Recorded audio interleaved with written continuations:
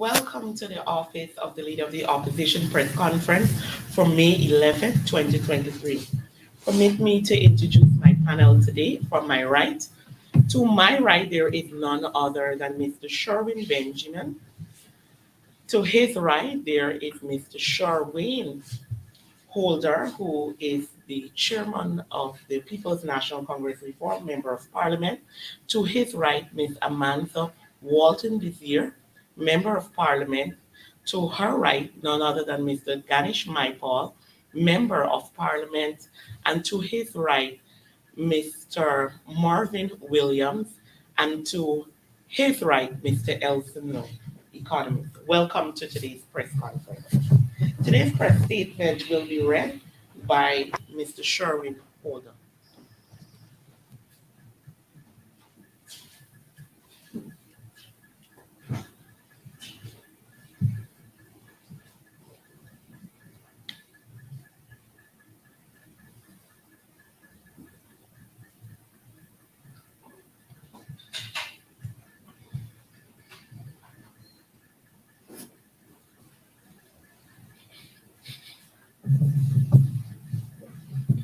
Thank you, Shanika.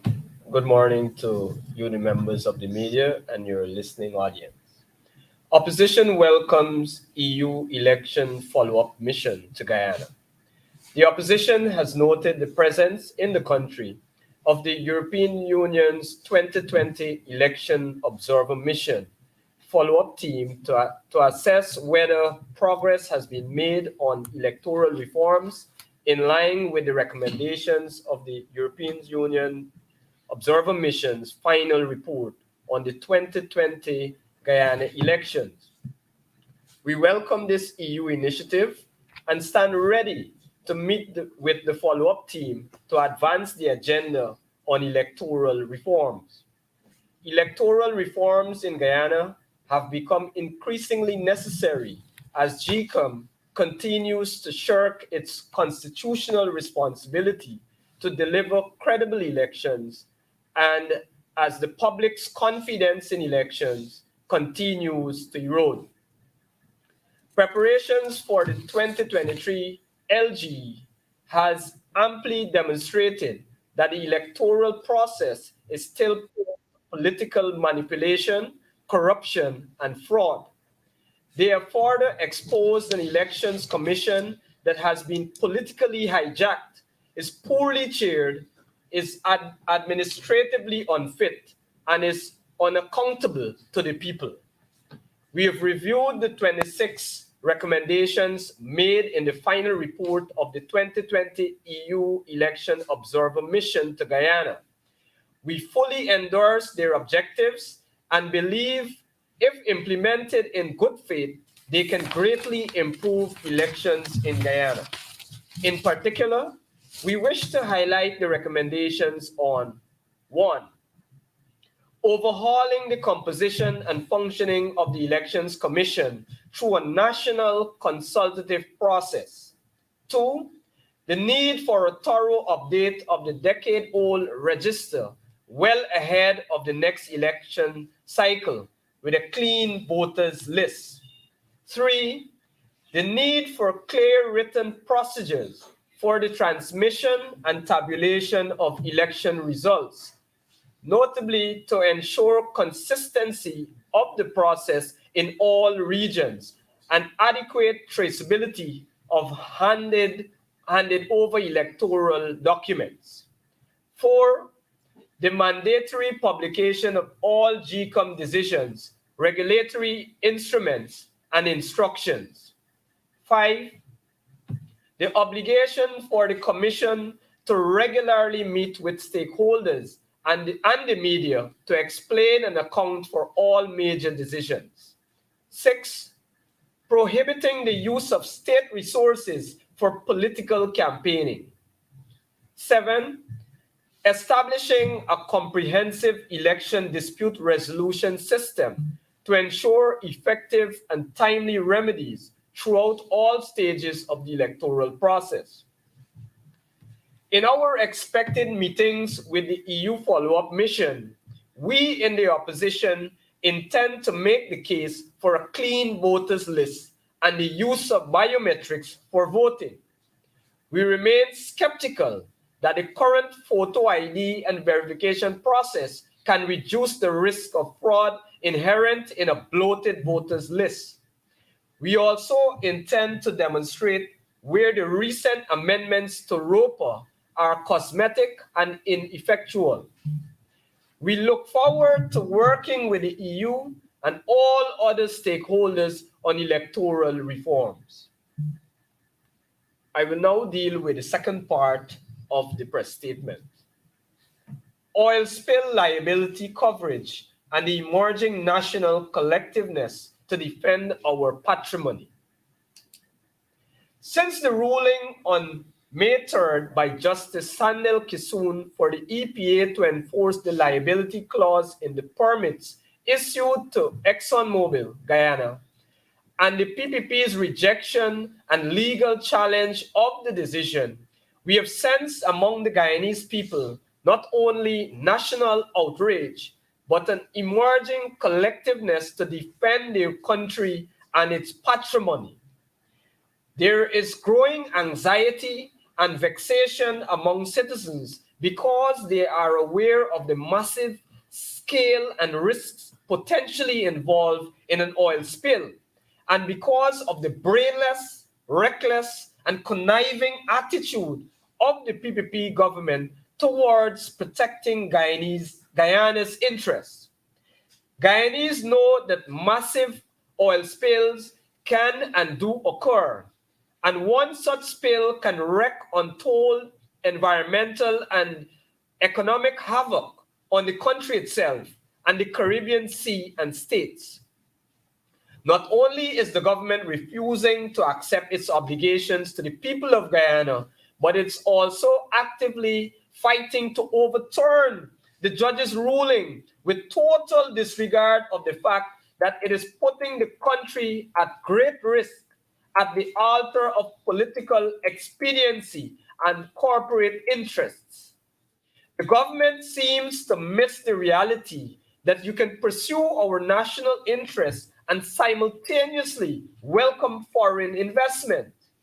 The two are not mutually exclusive. However, we are witnessing emerging signs that the people of Guyana have decided to stand up for their country and their birthrights. We are witnessing an awakening of greater levels of patriotism. We are witnessing a coming together of citizens across social, ethnic, and political lines to stop the sellout of the country by the PPP. We are seeing citizens calling on other citizens to defend our homeland for the present and future generations. We are seeing a gradual swell in citizens' consciousness, interest, participation, and activism in shaping national decisions outside of merely casting a vote. We welcome these emerging changes in the national mood and attitude. The more attentive, informed, and active the citizenry in national decision making, the more robust our democracy and the challenge to dictatorship, and the safer are the protections against government corruption, incompetence, and authoritarianism. As a political party, we will be respectful of and responsive to the changing national mood triggered by Judge Kisun's ruling and the PPP's reckless and anti-patriotic attempt to quash it. We in the coalition look forward to this potentially new turning point in Guyana's political culture. The change in the political mood of the people is more significant when it is noted that there are serious allegations of bribery and corruption levied against Second Vice President Bharat Jagdeo, and the need for serious action to root out corruption at a time when there is an abundance of income from the oil and gas sector. Now more than any time before, and accountability, two concepts that elude PPP governance practices. Thank you. Thank you. At this time, I will open the floor for questions on the press statement.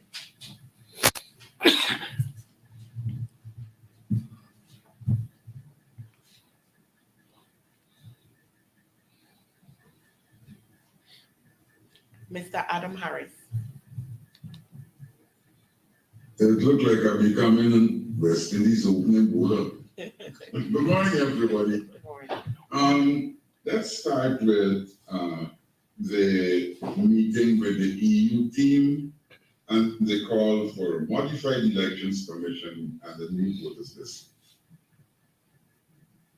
Shortly after the 2015 elections, there was a call on the new government to attempt the constitutional reform because, as the then ambassador said, 8 years would run out just now, and we didn't do it. How would you react to the question of, when you were there, why didn't you do it?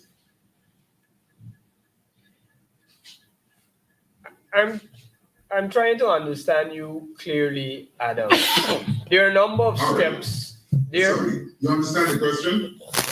Do you understand? You're saying, how do we react to the criticism that while we were in government, we didn't do it in terms of we didn't undertake the constitutional reform. That's one of the questions I expect to be hearing over and over and over again. We didn't initiate any. I think That's not. I think it's important, Adam, to remember that under the previous administration there was an entire movement towards constitutional reform, which began with I think a committee that was set up, and Mr. Nigel Hughes, through the office of the then Prime Minister Moses Nagamutu, played a significant role. There were nationwide consultations on that. So I think that is not a factual challenge that could be mounted in terms of our administration. The other point to note is that you'll recall that we began the process of a house-to-house registration for a new voters list. And then that was halted, as you recall, by the now chairman of the Elections Commission. So I think the evidence is very clear that when we said that we were serious about electoral reform, that we took the steps that were necessary. I think the question that they should have is to the current administration, because there is evidence in the public space that now the now Vice President Barry Jagdeo is on record, on video record, calling for a new voters list, calling for biometrics, and bemoaning the fact that the current list provided for fraud. And so I think the more pertinent question would be to the current vice president as to why now, what now has changed that this call is no longer viable or relevant.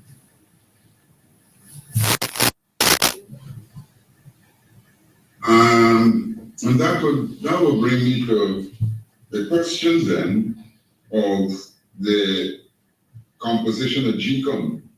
If I remember rightly, Jimmy Carter said that the current composition was a one-time fix. And that was in the run-up to the 1992 elections. So we're talking about what, nearly 31 years. And we have that same composition. Was there any attempt by the coalition, at least, to modify the composition of GCOM as it now stands? I don't know that, Adam, there was an attempt per se. I know that there have been discussions as to what that would look like. You understand that this has to be a process. And I know for a fact that we are on record as having said that the composition of GCOM currently leads to it being too politically polarized. Mr. Vincent Alexander has gone on ad nausea in the public space about the current composition.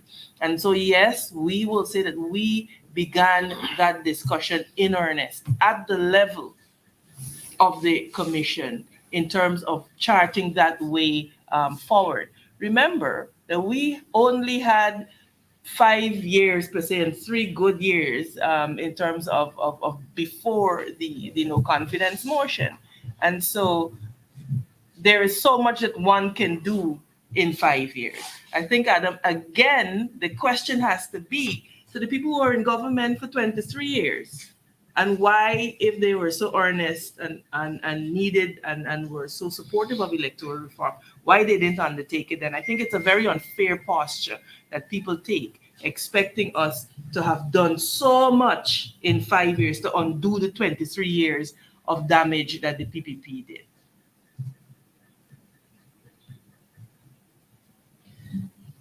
Thank you. You know, Adam, if I can add, there was a time when the composition worked for us.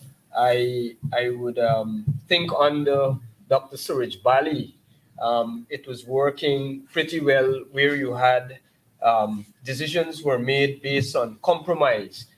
Suraj Bali, as GCOM chair, would have allowed the two sides to discuss the issues, and then they came to a compromise, and then the decision was made based on that. But now we're seeing a full reversal of that. We're seeing the current chairman constantly voting with the PPP, almost, well, practically every single time there is an issue, the chairman votes with the governing side. And so that is exacerbating the problem there at the commission level. So we believe that the time has come for new GCOM chair and some real reforms at the commission level. I think, Shanika, if I may, I think we are at the point where, as Guyanese, we have to decide. I think the media has to play a role in the direction that this conversation goes. Because the constant, why didn't you fix it when you were there, is doing a disservice to Guyanese.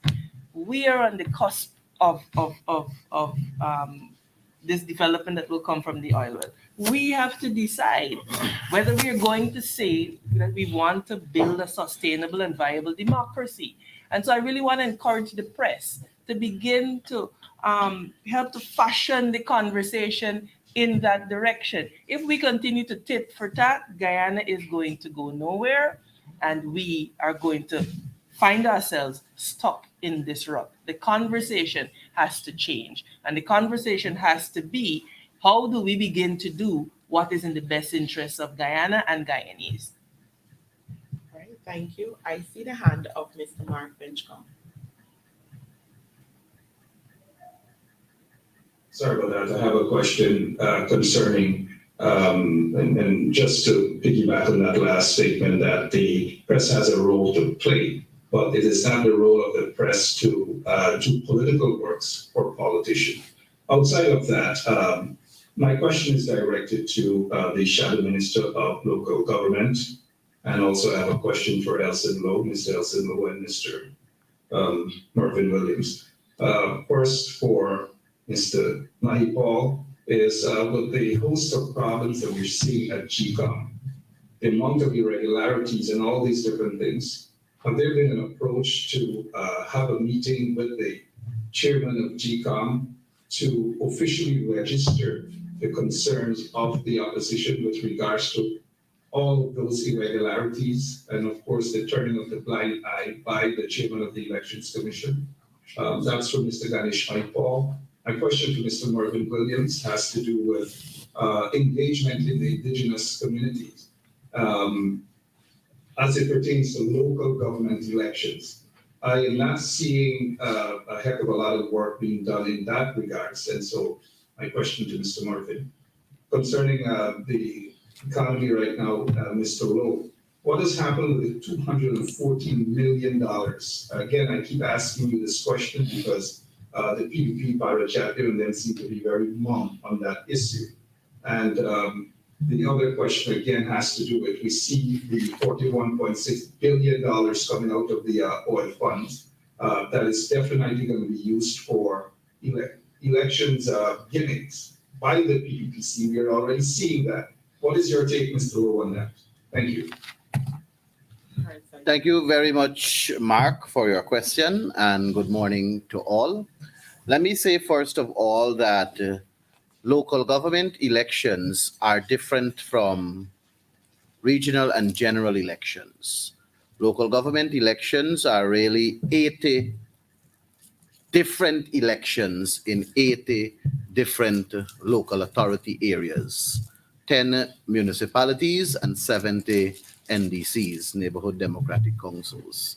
Each one of those areas, they have a GCOM official that oversees the operation in terms of the requirements before they contest the elections. And those individuals are mandated by GCOM and by extension the law to ensure that the process is followed to the letter T. And what we have are different areas that have experienced different problems. And the problems that were unearthed by the APNU in these local authority areas were brought to the respective GCOM officials. And they were also brought to the knowledge of the commissioners that represent our interests at the level of GCOM. And to that extent, GCOM is well informed as to the problems. They were furnished with the credible evidence to support that indeed there were heavy forgery at the level of signatures to support candidates in the local authority area belonging to the People's Progressive Party. And the claim of Ms. Claudette Singh is a moot claim, and it bears no fruit and it holds no water, because it is not only in the public domain, but it was also relayed to the officers that are under her watch and by the commissioners that represent our interests. We believe our issue, we believe our position has been well ventilated, it has been well represented and well submitted to GCOM, and requires Claudette Singh to do the honorable thing and act within the best interest of this country, and to stop satisfying and stop being a poodle of the People's Progressive Party. Thank you. All right. Regarding preparation for local government election in indigenous communities, let me first point out that the Indigenous Villages and Communities governance structure is legislated for in the Amendment Act, and their governance is at the level of the village council and the village general meeting, and their representation extends to as high up as the National Tushaus Council, which by law is required to advise the government on legislation and policy framework, among other things. That said, however, I welcome the question because it allows me to deal with a particular issue that is happening here, Mark. Region 8 has one municipality, that's the municipality of Madia. And within the geographic area, there are two Amerindian villages, according to the legislation, Mycobi and Campbelltown. So in the course of establishing that municipality, there were consultations with the residents of Mycobi and Campbelltown, both at the level of the village council and the general village population. The outcome of those consultations turned out to be that the indigenous peoples did not want to be involved in the life or functions of the municipality of Madia. So based on that outcome, those two villages were excluded from the boundaries of the municipality at their request. Now, inside the municipality of Madia, there's a community called El Paso Chumachumari area. And this is neither a satellite of any of those indigenous villages, nor is it an Amerindian community as legislated. There are 74 voters for local government elections in El Paso. Pauline Sukai, Minister of Amerindian Affairs, has some political responsibility for Region 8 for the People's Progressive Party and has used her office to violate the legislation that treats with fiscal accountability. Pauline Sukai has poured more than $5 million in the settlement of El Paso in an attempt to buy votes for the local government elections. Pauline Sukai has given that community a tractor and trailer valued millions of dollars, also in an attempt to secure those 74 votes in local government elections coming up. Pauline Sukai's ministry has no jurisdiction in the municipality of Madhya. If the government cares about the people of Madhya, it will hand over the tractor and trailer to the mayor and councillors of the town of Madhya for them to use in the best interest of the municipality. If Pauline Sukai and the government felt that there was a need for resources to be put into El Paso, those resources ought reasonably to have been voted for in the budget for the municipality of Madhya. Pauline Sukai has gone further. She has recruited 15 people in Madhya, appointed them as community service officers, I believe they call them CSOs. They do no work except go to the airport and welcome Pauline when she touches down and takes her around. They get paid a monthly stipend for that. CSOs, as I understand them, are officers appointed by the Ministry of Amerindian Affairs to serve the interests and the people of Amerindian villages and communities. Madhya is a municipality. If you want to employ people, there's absolutely nothing wrong with that, but let it go through the payroll of the municipality of Madhya. Pauline Sukai has, in the campaign mode, established a sewing class in Madhya. Again, I say, Pauline Sukai, Minister of Amerindian Affairs, and the Ministry of Amerindian Affairs, they have no lawful right to spend money in the municipality of Madhya. Those monies were voted for the Ministry of Amerindian Affairs and should be used for those purposes that they were voted for. And any resources which are believed to be needed by the municipality of Madhya should be properly budgeted for the municipality of Madhya. And Ms. Sukai should immediately cease and desist from violating the Fiscal Finance and Accountability Act and continue to focus on her work in the ministry. And later on, I'll deal with some omissions that need to be addressed by Pauline Sukai instead of meddling into the affairs of the municipality of Madhya and misusing money, abusing the ministry's finances in an attempt, a vulgar attempt to buy votes in a constituency in the municipality of Madhya that the People's Progressive Party did not contest at the last elections. I will pause there.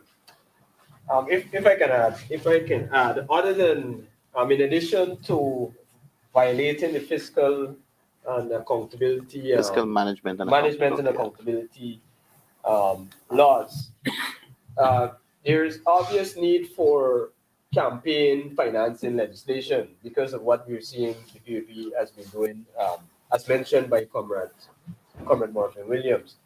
Right now, as we speak at this press conference, President Ali should be on the Essequibo Coast at, I believe, in Queenstown, and he's visiting Afro communities in specific. Queenstown, Dartmouth, Moruca, Phoenix, Moruca, Providence, NBC. And what they're doing there is to go out and promise people that they're going to share chickens and they're going to give contracts and these type of things to get the people out. So obviously they're using state resources to conduct their financing, and that is totally wrong, and it's something that we will have to raise when we meet with the EU mission shortly. Another thing they're doing is to put on their executive cap before these meetings. They invite people claiming that, well, the president is coming or the vice president is coming, not saying to them what the meeting is about. And when you attend those meetings, it turns out that they have their candidates there, their activists there, and it's actually a campaign meeting. And at the end of that, they put on their party caps in the form of general secretary and that kind of thing. And they take these pictures and these photo ops and put them out there as their campaign meeting. When people innocently go out there thinking that they're going to address issues or they're going to receive something from the government program. So I just wanted to put that in. Thank you. I think Mr. Elson will have a question to answer. Yes, thank you very much, Mark, for your questions. It is important that we keep the issue of the missing 214 million US from Guyana's first audit of offshore oil expenses in the media, in the attention of the Guyanese people. Sunday, that's Saturday. It's Sunday, Monday. Yes, it's important that we keep that issue at the forefront of the Guyanese people's minds. We've said, and the government has known these funds could be available to be recovered from the first audit. We've said over and over that it should be a criminal offense to be hiding these types of monies, and that the government should have come out a long time now and indicated that this was available and that efforts would be made to recover these monies. In addition, though, we want to help the Guyanese people to understand that, given that this audit has been leaked to the media and that we've been able to see commentary from former Auditor General Rand, that we've been able to look at some of the issues here. What one would think a government that is aware of the data issues that came out of that audit would do is to conduct a comprehensive review of those data issues, to make public that review, and to make public what it intends to do about those data issues. Now, we've also said that these types of issues and these audits need to be discussed in the National Assembly, and that would be a great forum for us to deal properly with these data issues. But you're only going to do something like that if you, first of all, want to audit the oil and gas companies, and second of all, if you have the interests of the Guyanese people at heart. If you don't particularly care, then you first of all hide the results of audits, and second of all, you won't address or you won't take substantial measures. You won't engage in any proper discussion around addressing these types of data issues. And so that is where we find ourselves right now with 240 million US hanging in the balance for the first audit. For the second audit, if we see similar issues, it could be as much, nearly $1 billion US, really, that could be in question. And it seems that because the government has not undertaken to improve this process and deal with it comprehensively, this is going to be a recurring theme. And so as we've said again and again, this is really an issue that every Guyanese must pay attention to, because over the course of the life of the oil and gas industry, you could be looking at tens of billions of US at stake here that could either be lost or find itself in the hands that it should not be in. So that's the first thing that we have to say around that 214 million US. The second question you ask, I think, is also quite a vital one, which is that as the government again looks to spend from the NRF, the question of whether those funds are going to be used for political purposes rather than the betterment of the people of Guyana.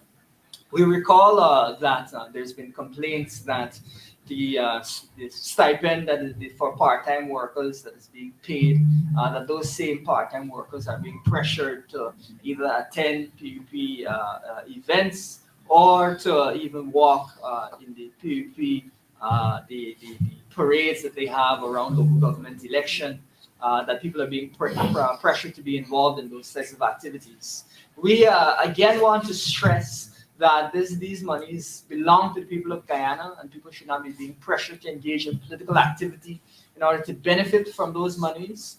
But more than that, that this is really symptomatic of an attitude the PUP has, which is where they want to give Guyanese a few frecks and try to compel them to support the government rather than doing things that are in the best interest, both in the short and long term, of people. And so we have proposed instead that it shouldn't just be that people are being provided with a part-time job that can't even you can't survive on that, but rather that we should see people being provided stipends so that they can engage in training activities, and so that really people will be able to improve their lives. That's why we have our 50 for 50 program, $50,000 a month for 50,000 people for training, student stipends for training. We're not just here to use people. We're not just here to try and force people to support us and pressure people. We want what is best for the Guyanese people, and that's why our programs build towards a better future for Guyanese. Thank you. Mr. Javon Vickery. Good afternoon, everyone. Javon Vickery and Standard. I have two questions. The first question is, during a recent engagement with residents in our faith, some in Georgetown Park in terms of North Renville and the West Renville district, many residents there are clueless as to who is representing them, and against that backdrop also, many of them have not seen anybody from this particular avenue, out there campaigning. My first question is, has the campaign on the ground started, and what is the strategy being used as against other independents and the current administration?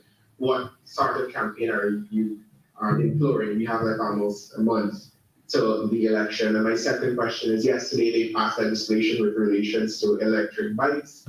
I want to know also what's the party's view on persons with electric bikes now having to have, not required to have licenses? Well, if I may take the first question with reference to the local government elections, you would agree with me that these elections involve local leaders, and each one of these local authority areas that are being contested, there are local leaders there going house to house to inform residents within their constituencies as to what are their plans, what are their intended actions in terms of representation at the NDC level. We must not be consumed into believing that this is a centralized system. Local democracy is decentralized.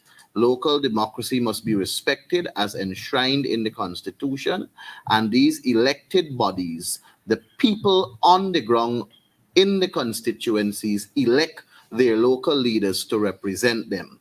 We are still, I think, about 40 or 37 days or 38, somewhere around there, away from the local government elections. And in all fairness to the candidates that are going house to house, hitting on doors, perhaps they're on their way to the areas you have mentioned. So it may be a little too early to say that they have not reached there in the interest of them going house to house. I can assure you that the APNU, their candidates are on the ground doing the necessary groundwork. They're campaigning at a grassroots level, house to house, because at the end of the day, when they are elected, they are given that mandate by the people in their respective constituencies to represent the people's interests at the level of the NDC. Thank you. The electric bike. The electric bike. Just a minute. You didn't answer the other question about what kind of campaigning strategy are you using for this election? The other member on the panel had said that candidates are appearing on visits by with the president and other members. But what are you currently doing as a party to for your own campaign? Well, we are supporting our candidates. We are encouraging them to not go and fool the people. We are letting them know that their roles and responsibilities require them to campaign and to ensure that they meet their constituency and hear their constituency out. They feed us information that we look at the national level, but their participation at their level is very much important, and they're doing what they have to do in terms of representation and meeting with the respective people within the constituency.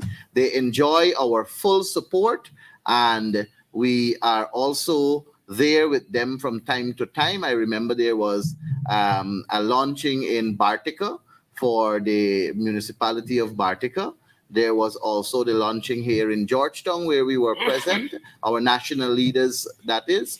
And from time to time, we are on the ground also with our respective candidates. I don't want to go into heavier details to talk about campaign strategy because, you know, we do have people from the People's Progressive Party that listen in, and next thing you know, they also do what we do as our campaign strategy. I think in a word though, the strategy is localized.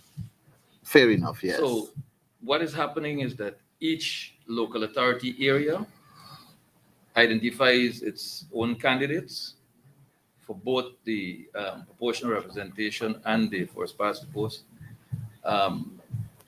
So they, in each one of these LEAs, they put together their plan based on local issues, based on local requirements, based on local knowledge, and they are in contact with the people. They know the people in their constituencies, so they don't have to go and have lavish rallies. They go visit people and speak with them as they normally do in the course of their lives. And that's the approach, basically. So this is not a centralized strategy. It's not a centralized directed campaign. It is simply local government elections with a local governance flavor by local people in their local areas doing local work for local colleagues. Can't get more local than Can't that. get more local than that. With reference to your question surrounding the electric bikes, we will agree that there are a lot of pluses and a lot of minuses with reference to the legislation. There are persons who prefer that it not be regulated, and there are persons who prefer for it to be regulated. And when you look at the pros and cons in the interest of safety, in the interest of ensuring that there isn't an abuse by persons who just use it as a regular bicycle on the road, and you measure accidents and all of these other circumstances that surround its usage, I believe that it was in the best interest of the nation for it to fall within the regulation and to come in line with the laws of our country. Many people can point to accidents. I have visited the island of Wakenham, and there are a number of persons who use these electric bikes. And I know it is very dominant in these country areas. But when we look at the manner in which it is being used, when we look at the whole intent of the road traffic rules and regulations, the risk that comes to car drivers, minibus operators, and all other vehicles that use the road in keeping with the road traffic regulation, it was necessary, in my view, to ensure that some degree of law be put in place for its usage. We must note that the law will now require that it be used by people who are 16 and above, and in any system of good governance, in any system of a proper society that wants to ensure that there is protection in all forms, will ensure that regulations, laws are made within the best interests of the majority and within the best interest for the protection and safety of its citizens. And I am sure in the long run, all Guyanese will embrace this move, and they will see it necessary for law and order to take precedence over anything else. I think this bit of legislation brings out a deficiency in the way we run a country. You may recall that when motor cars came together with three wheels, there was a problem classifying them because motor cars are described in the law as having four wheels. And then the ATVs came, motorcycles with four wheels, big problems. How do we deal with it? We never registered them. They went into the gold mining and forestry areas, unregistered, unregulated. And when accidents started to happen, the question was whether they were industrial accidents or traffic accidents. And then they brought the ATVs under legislation. Now, these electronic bikes, they're out, or electrical bikes, they're out. And we suddenly have a problem. How do we regulate them? So the rush to bring them under the motorcycle aspect of the regulation. There needs to be a sit down and analyzing of what is happening. I imagine when the electric cars come, there'll be another run to know whether they're cars, because cars are described as having engines, motors, and so on. So how forward thinking, how forward looking are we in this regard? Are there special provisions, for example, for cost cutting for children, students in high school, for example, using these electric powered motorcycles, these electric powered cycles?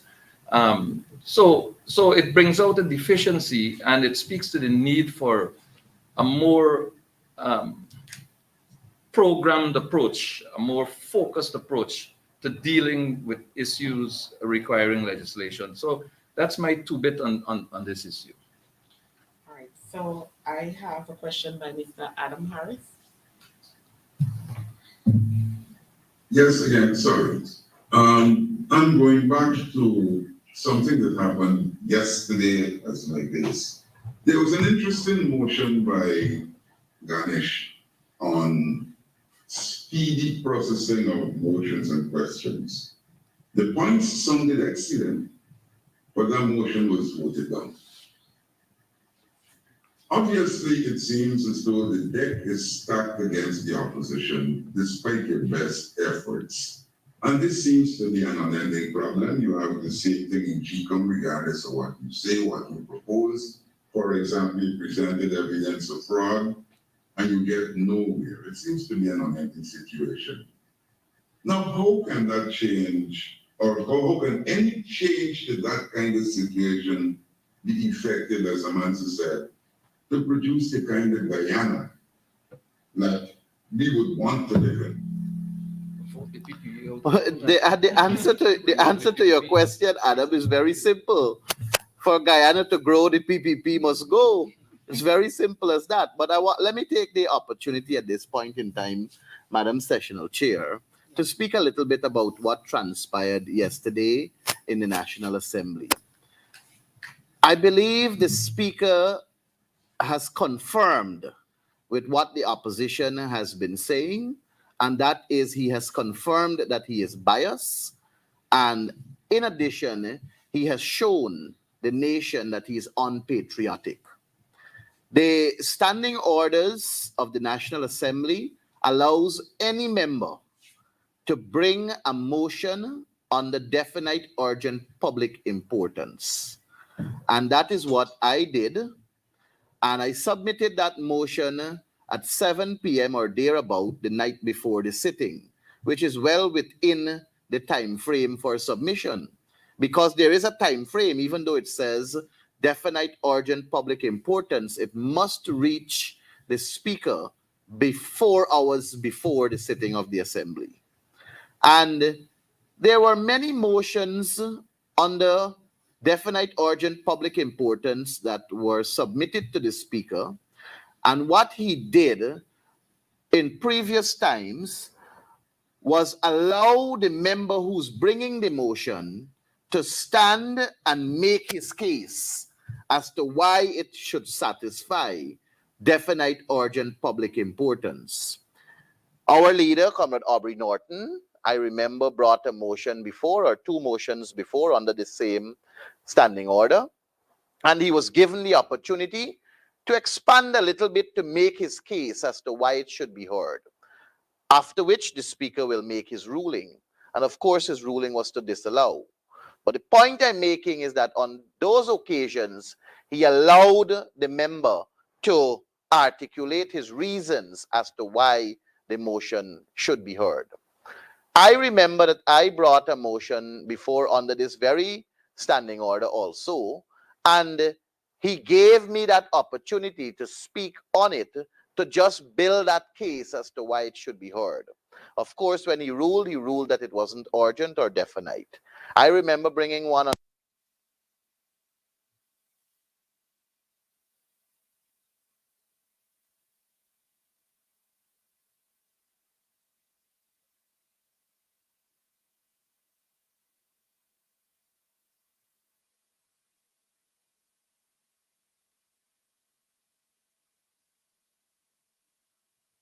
Believe it was urgent or of definite public importance. This particular occasion, I wasn't even given an opportunity to be heard. When the speaker spoke in the National Assembly, as is recorded and all over the internet, he simply said that he received the motion, and then he said he took note that the case was filed, and on that basis, the motion will not be heard. I stood in the House and on about 5 occasions attempted to get his attention to seek some clarity, and he did not entertain me. And I was the mover of the motion. So what he did there yesterday was to show me and show the nation how biased he is.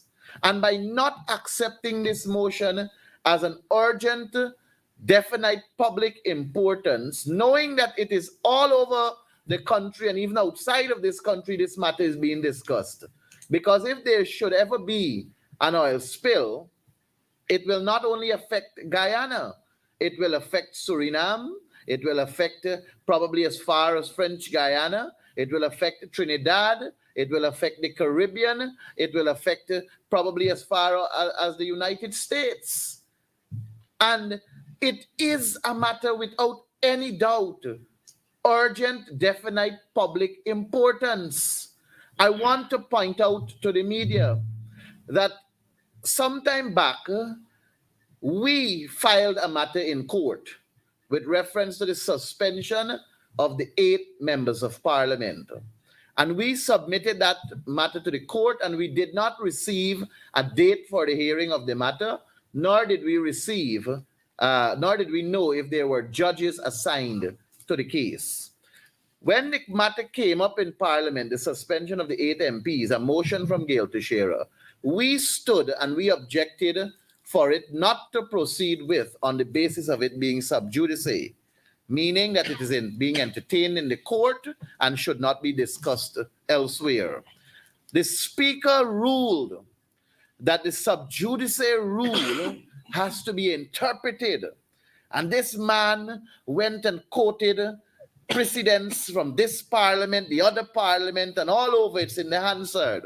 And he said that because a date was not assigned for the hearing of the matter, and because a judge was not assigned to the matter, he cannot fit it within the criteria of sub judice. And on that basis, the motion will be proceeded with.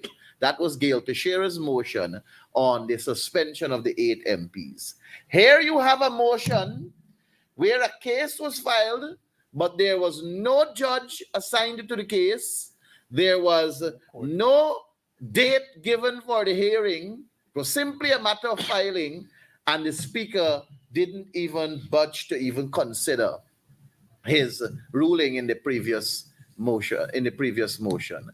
The Speaker of the National Assembly has basically confirmed that he is biased. He has confirmed that he is unpatriotic by not allowing that motion. It goes to show that he is in the pocket of the People's Progressive Party. It goes to show that he is not willing to uphold the sanctity of the National Assembly, the place where we are supposed to meet, that he is supposed to be neutral and ensure that the guidelines of the Parliament is followed without taking a side. At no time was Raphael Trotman ever like how this Manzoor Nadir is. At no time was even Ralph Ramkaran, a card-bearing PPP member, long-standing PPP member, been in the belly of the PPP for the longest while. At no time did he behave like Manzoor Nadir, who's a stepchild of the PPP.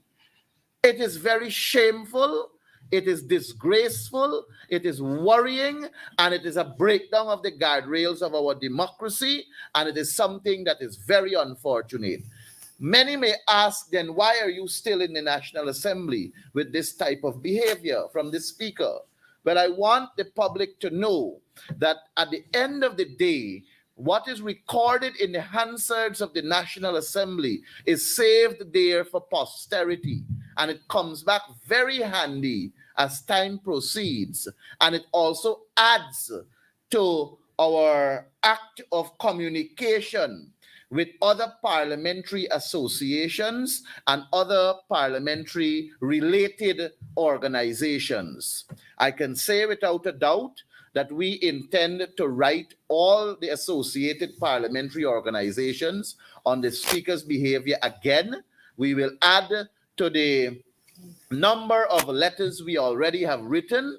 This one, I believe, is even deeper because he has shown it clearer how associated he is with the People's Progressive Party. Like I said earlier, stepchild wanting to show that he is a child there in the PPP. And we will also examine, at least we will have to meet to discuss this further. But my personal position is that the time is right for a no confidence motion against the Speaker of the National Assembly. Thank you. Thank you. Mr. Mark Benchcock. Thank you, ma'am. This is directed to the chairman of the party as it pertains to preparation for the PNCR's Congress that is supposedly, I believe, due this year. What are some of the preparations for that, sir, if at all any? The other concerning the shooting incident out in the Essequibo yesterday.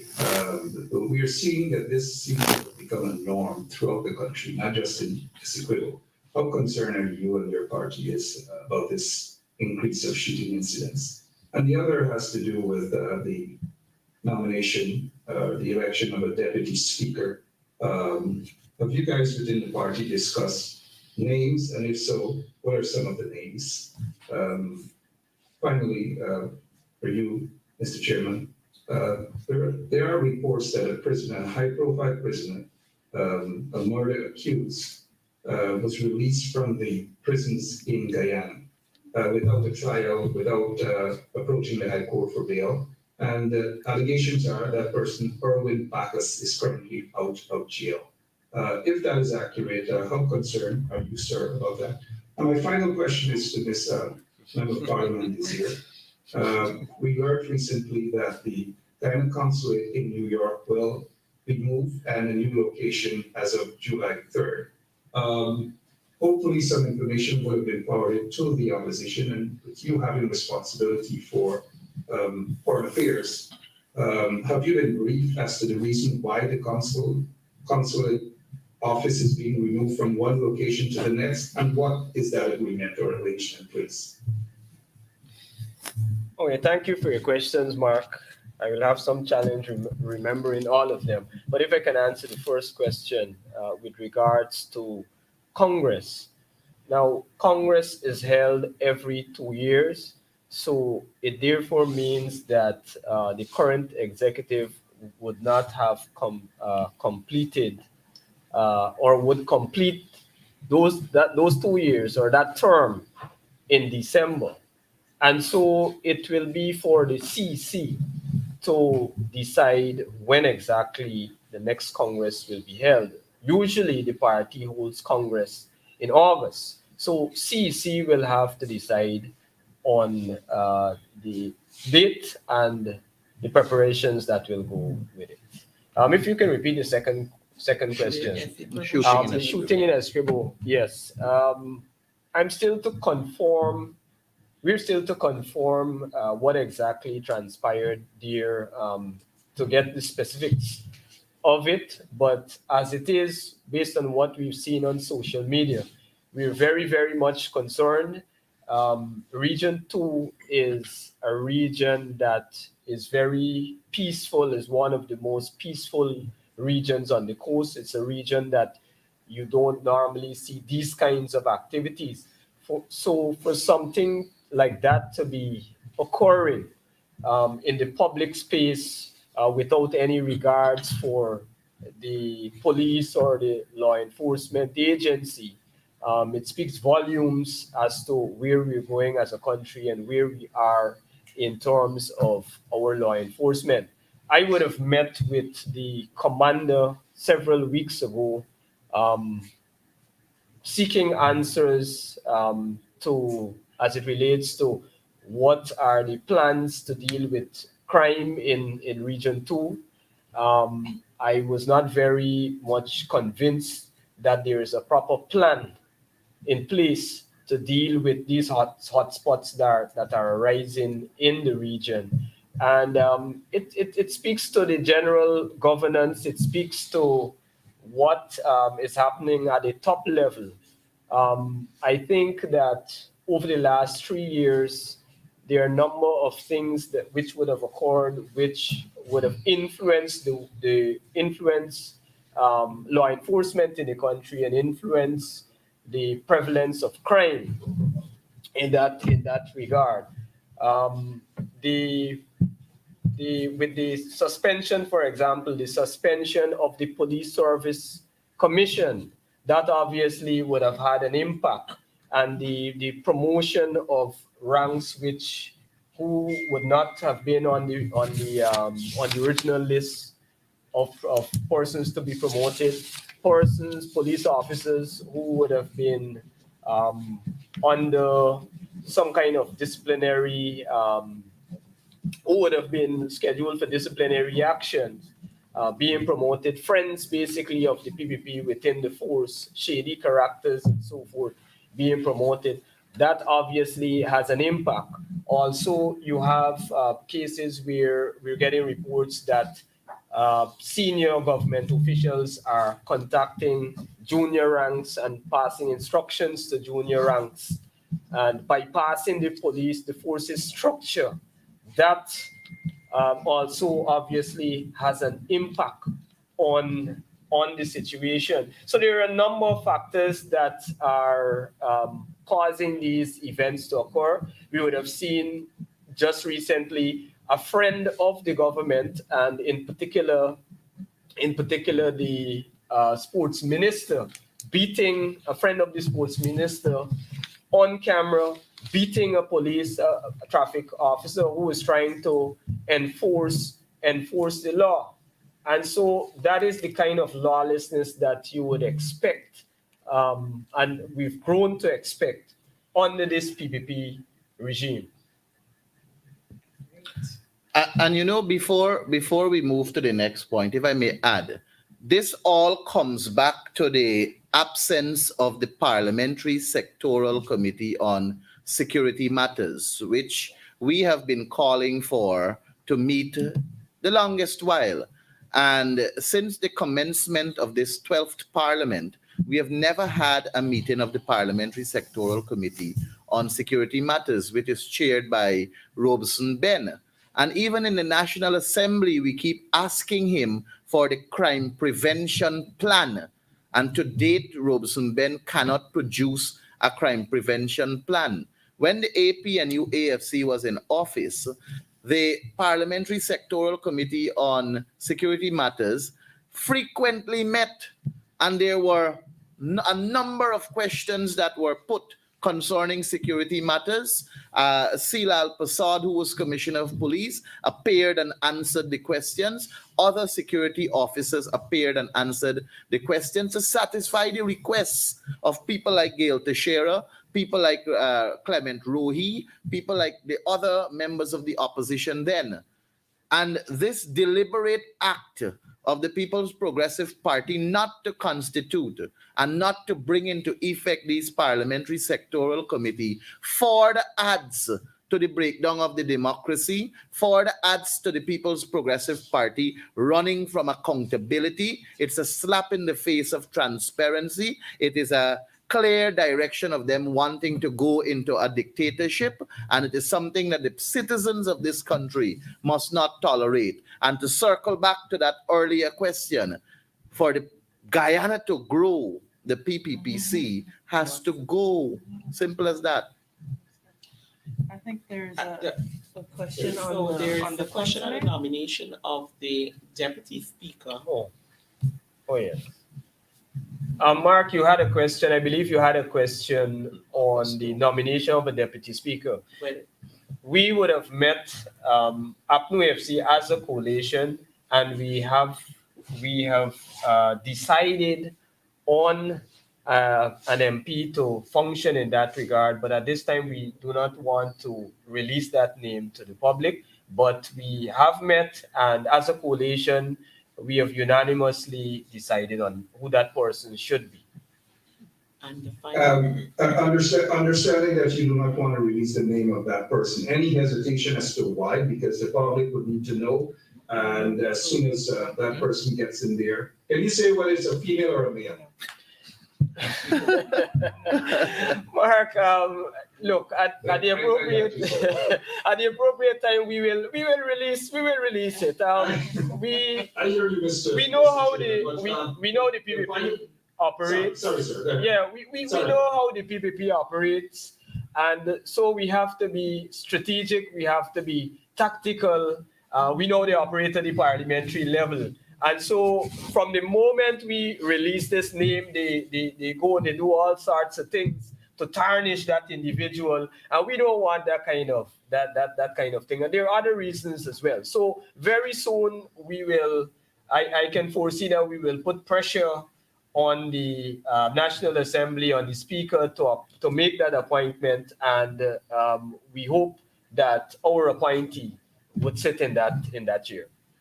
Thank you. But concerning, and I appreciate that, concerning the allegations that someone was allowed to leave the prison who was awaiting trial for murder, before Ms. Desir respond to the Consul General's office being moved. It is the first time I am hearing of that report, but I wouldn't put it past the PPP. Look, this is a regime that engages in shady activities. They are surrounded by criminal elements. They have candidates. Let me give you the look. In that mode, and you wonder why the president and vice president has to go around to try and boost these campaigns. On their list, there are persons, known characters that would have served prison time, and they find themselves on their list. You have persons who would have you would know this, Mark. You have persons who would have been in prison and find themselves to becoming ministers and members of parliament. So I wouldn't doubt that there is a possibility that someone would have been released. I don't know of the circumstances, but it is of grave concern to us. We will pick it up. We will have to investigate it. We will follow up, and at the next press conference, I'm certain if you come back, we will be able to answer more questions on it. But as it is, we're not fully aware of the circumstances surrounding that person's release, but we will follow up. And Ms. Amanda.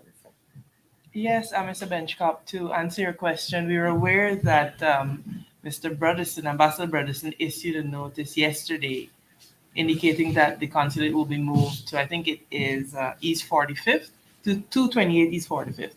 And so we will be posing the relevant question to Minister Todd as to the reasons for the relocation and finding out issues as to cost and all of that other stuff. So you can look forward to some questions that the minister does. All right, thank you so much. At this time, I'll take our last question from Ms. Tamika Garnett.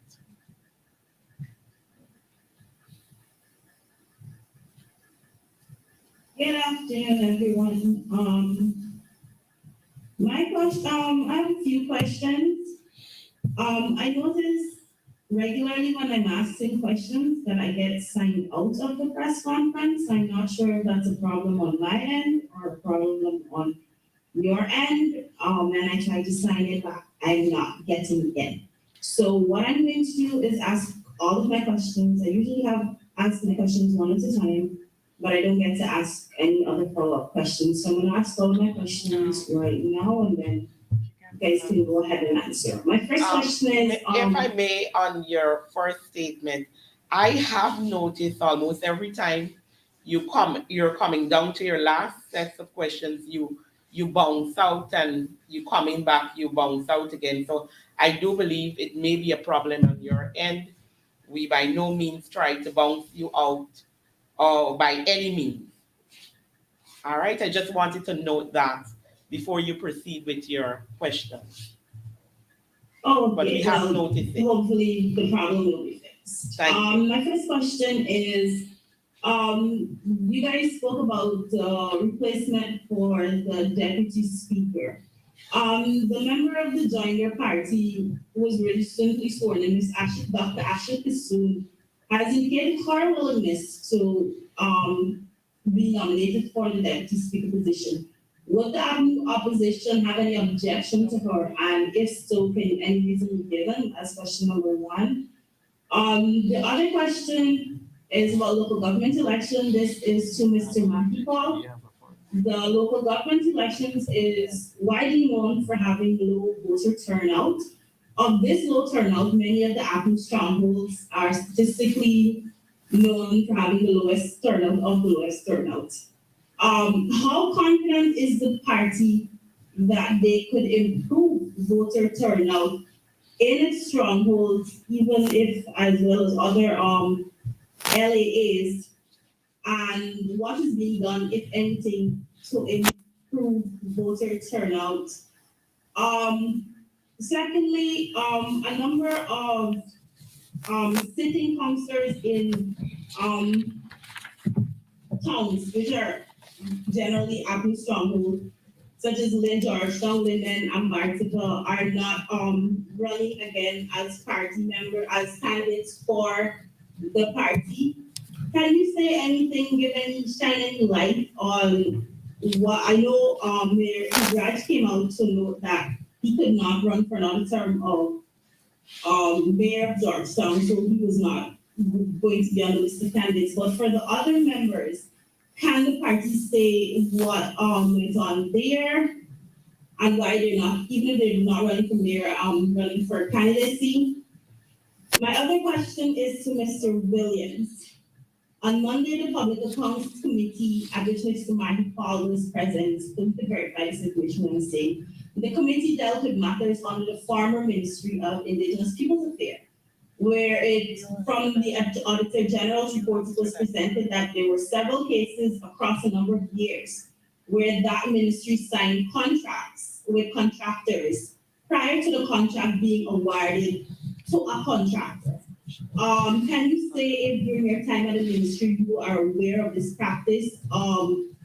If why this was allowed to occur, what exactly took place that led to this happening, given that it's a procurement breach? Those are my questions. Thank you. Thank you. Thank you, Ms. Garnett. If I'm right, the first question, Madam Chair, is The replacement of the deputy speaker and Ash being. I think the available. first one was the replacement of the deputy speaker, but I Correct. think we have to point out that the long-standing convention in the parliamentary system is that the deputy speakership goes to the main opposition. And we have to remember as well that the appointment of Mr. Schuman was really an aberration and should not have happened.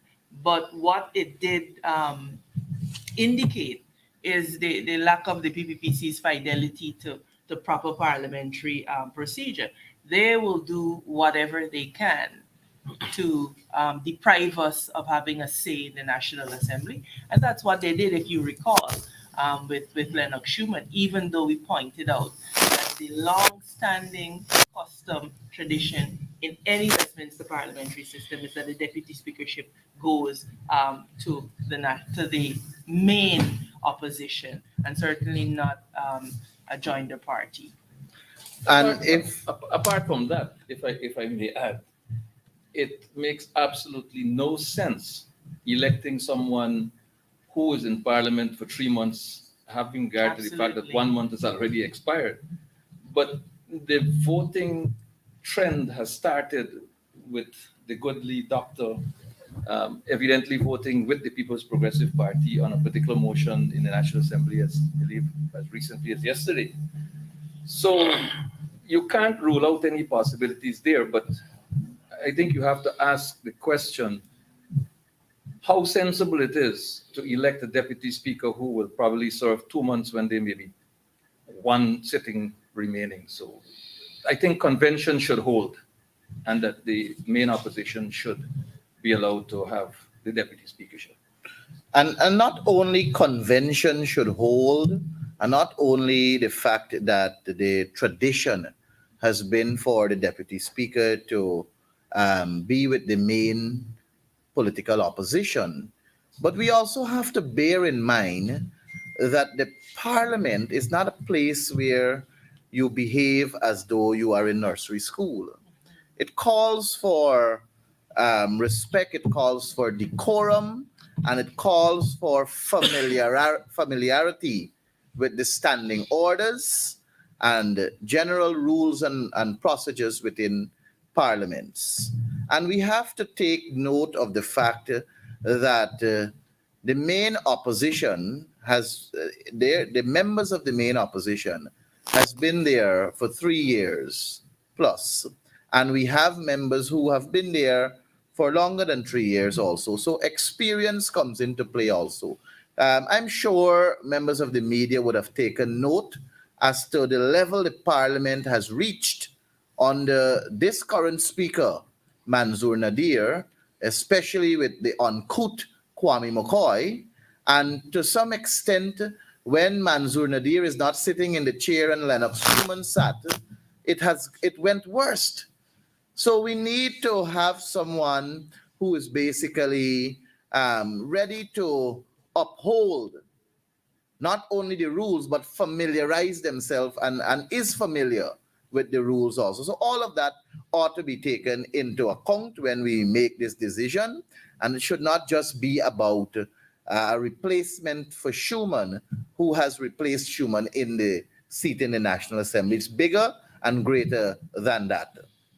To speak on the voter turnout and the issue surrounding the low voter presence, I would say to that it calls for not only us, but all of us, including the media, to continue with the education and edifying of the people of this country for them to understand that voting is a constitutional right. It is enshrined in the Constitution and it's a powerful tool in any democracy, and more so the democracy of Guyana. And perhaps Tamika can assist in shedding some light, perhaps do an editorial or a story on the importance of voting so that not only our constituency, but Guyanese as a whole can understand the importance of voting. And if I see that article, Tamika, I will surely assist in promoting the sale of your article. Let me turn to why other members are not contesting. The APNU, and if I may isolate it to the People's National Congress reform, we don't believe in one person sitting there all the time. And that's something that runs throughout our membership. And we believe that Mayor Ubraj Narain has served and served well. Mayor Ubraj Narain opted to not participate further by way of putting his name on the candidates list. Mayor Ubraj Narain has signaled openly his continued support for the APNU. He stands resolute with the APNU. I am confident that he's anti-PPP because the PPP does not hold to the principles that he holds to. And the same can be said for the other persons who are within the other local authority areas opting to not participate.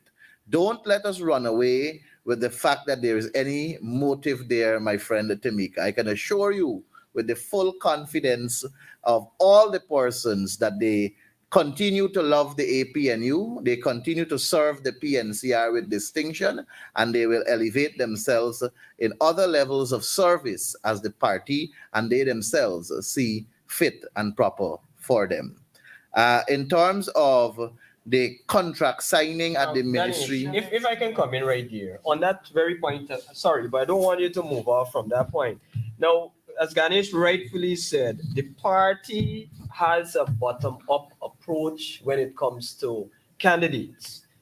The center doesn't determine or dictate who our candidates will be. It comes from the people. That is our approach.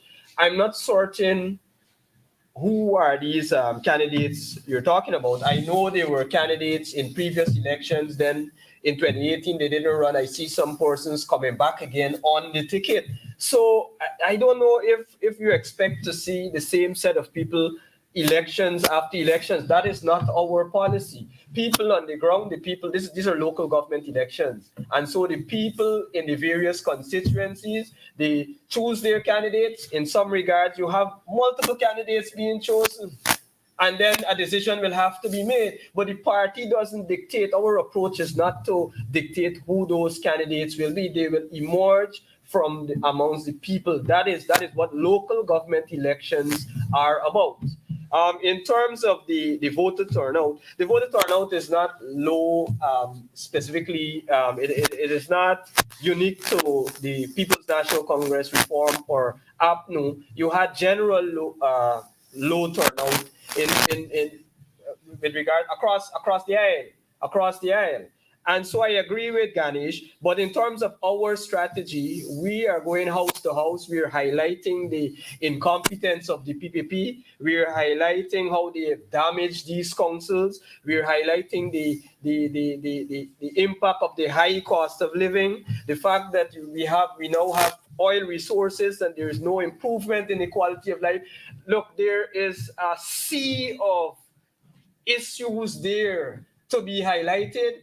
And on the other side, we're putting forward our programs, our people-centered programs. Our leader has been saying this time and time again, expanding in his budget debate. And on every program, actually, we are expanding on these. Elson Lowe as well has been putting out, he's just mentioned our 50 for 50 program.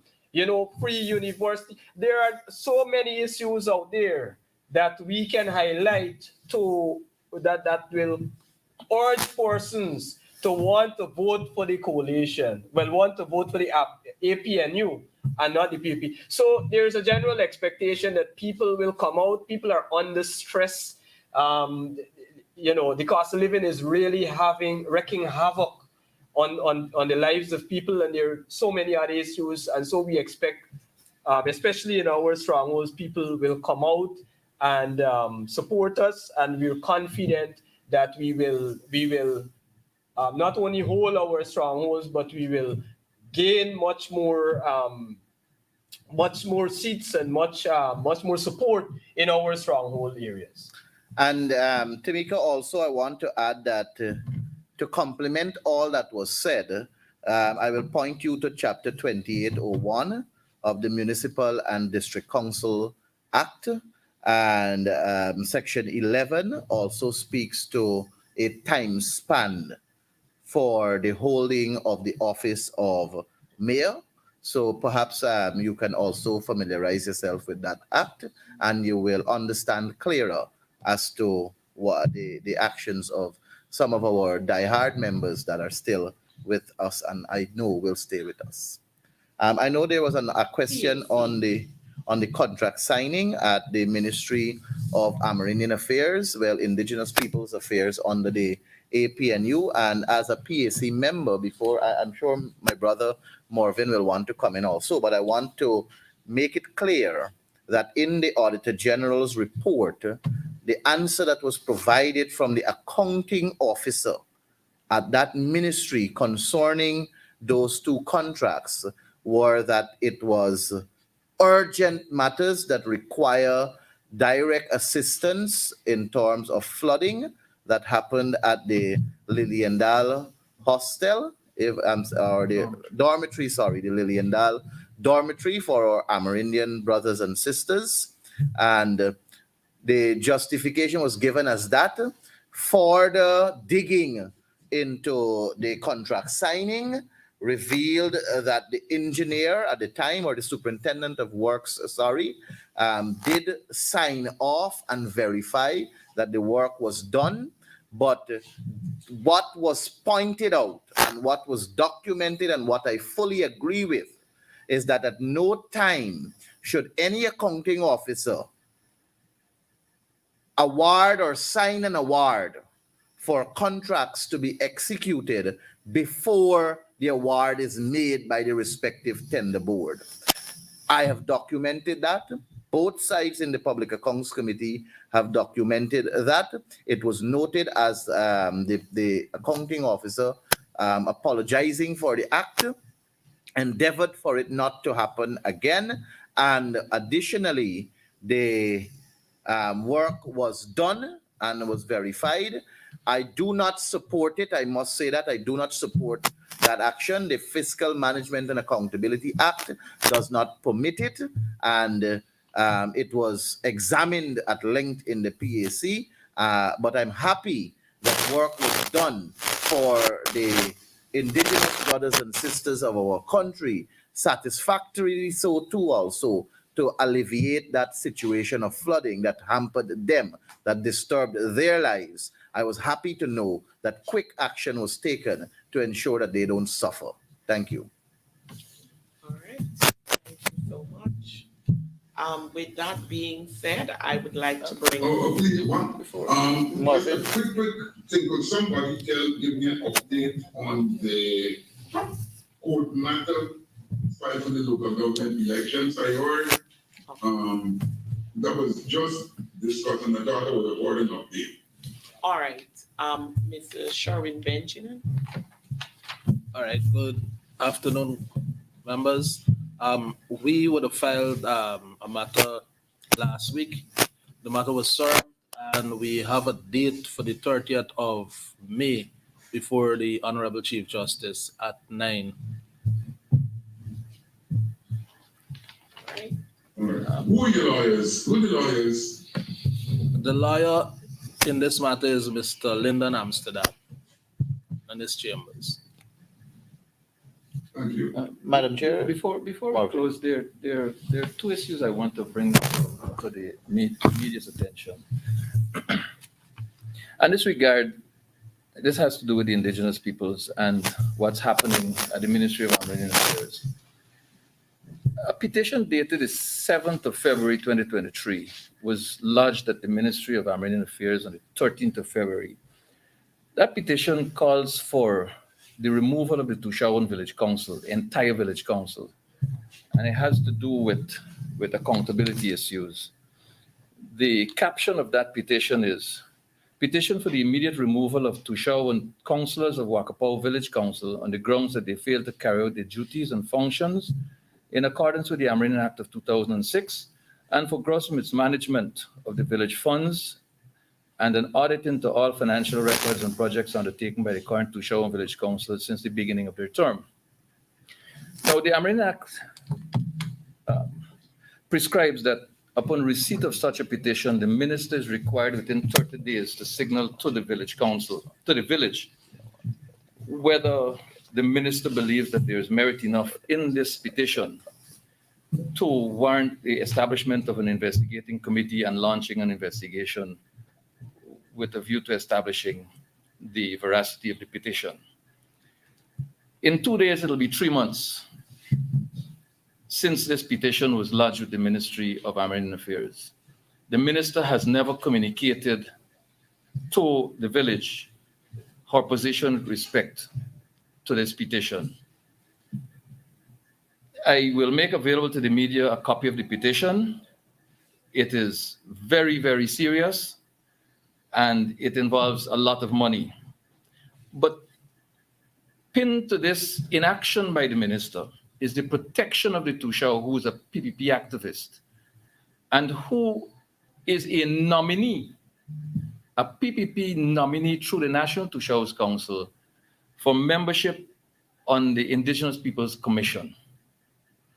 And so Minister Sukai seeks to protect this Tushao from scrutiny so that this Tushao can eventually take up a seat at a very important constitutional commission.